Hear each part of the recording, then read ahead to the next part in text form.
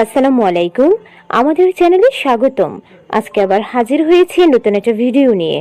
আজকের ভিডিও রোজা রেখে গর্ভের বাচ্চা সুস্থ রাখতে ইফতার ও সেহরিতে কি খাবেন। একজন গর্ভবতী হিসেবে বাচ্চা কিভাবে সুস্থ রাখবেন তার দায়িত্ব আপনার নিজেকেই নিতে হবে। ভিডিওটা শেষ পর্যন্ত দেখুন, আশা করছি রমজানে রোজা রেখেও বাচ্চাকে সুস্থ রাখতে পারবেন। ভিডিওটা ভালো লাগলে চ্যানেলটিকে সাবস্ক্রাইব করতে ভুলবেন না। প্রত্যেক প্রাপ্তবয়স্ক নরনারীর উপর রমজানের রোজা রাখা ফরজ।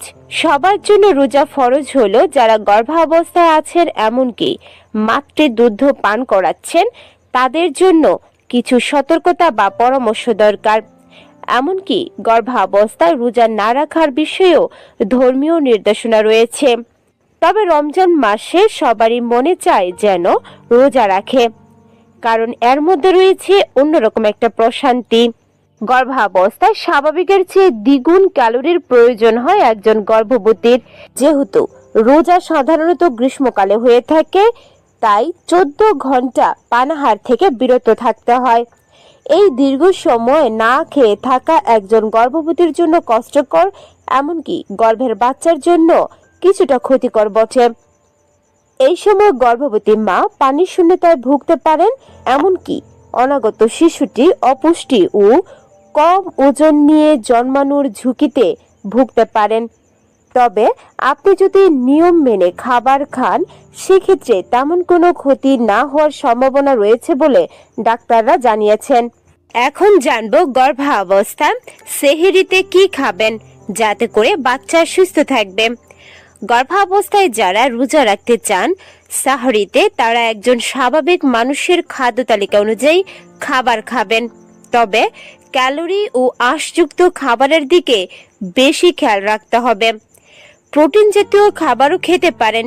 এই ধরনের খাবার দীর্ঘ সময় নেয় হজম হতে, তাই আপনার তেমন করে ক্ষুধাও পাবে না। রোজার সময়টা গরম থাকে বিদায় পানি শূন্যতা ও শরীরে লবণের পরিমাণ কমে যাওয়ার প্রবণতা দেখা দেয়, সেদিকটাও খেয়াল রাখতে হবে। তাই রাতে খাবারের পর থেকে সেহরির আগ পর্যন্ত চেষ্টা করতে হবে বেশি করে পানি জাতীয় খাবার গ্রহণ করা। পানি জাতীয় খাবারের মধ্যে পানি, দুধ, ডাবের পানি এবং বিভিন্ন ফলের রস অন্যতম।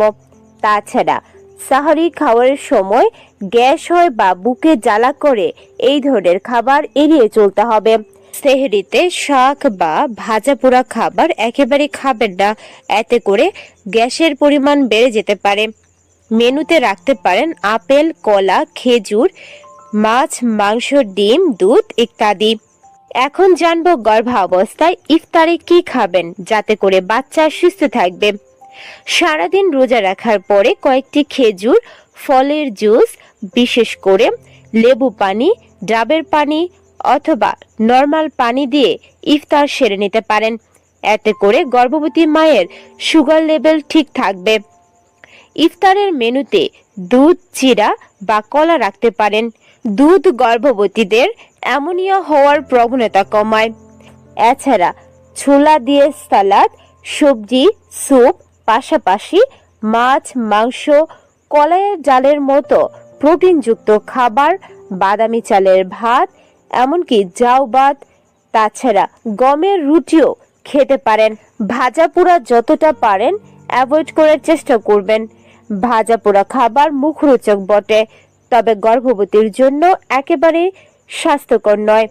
এতে করে আপনি শারীরিকভাবে দুর্বল হয়ে পড়বেন, এমনকি বিভিন্ন ধরনের সমস্যা দেখা দিতে পারে, বিশেষ করে বমি, মাথা ব্যথা, শারীরিকভাবে দুর্বলতা অনুভব করা, এমনকি ঘুমের সমস্যাও দেখা দিতে পারে। গর্ভাবস্থায় বাচ্চাকে সুস্থ রাখতে শুধুমাত্র খাবারই যথেষ্ট নয়, তার জন্য পর্যাপ্ত বিশ্রাম নিতে হবে। যতটা পারবেন নিজের মনকে শান্ত রাখবেন, দুশ্চিন্তা মুক্ত থাকবেন। তাছাড়া শুধুমাত্র রোজাই নয়, রোজার সাথে সাথে নামাজ পড়ার চেষ্টা করবেন, কোরআন তেলাওয়াত ও অন্যান্য ধর্মীয় বই পড়বেন। দেখবেন আপনার মন অনেক ভালো থাকবে, সাথে সাথে আপনার বাচ্চাও সুস্থ থাকবে। আশা করছি আমরা যে রুটিনের কথা বলেছি সেহরি এবং ইফতারে, সেগুলো ফলো করলে আপনার গর্ভের বাচ্চা সুস্থ থাকবে এমনকি আপনিও রোজা রাখতে পারবেন। ভিডিওটা ভালো লাগলে আমাদের চ্যানেলটিকে সাবস্ক্রাইব করতে ভুলবেন না। আজকের মতো বিদায় নিচ্ছি। আল্লাহ হাফেজ।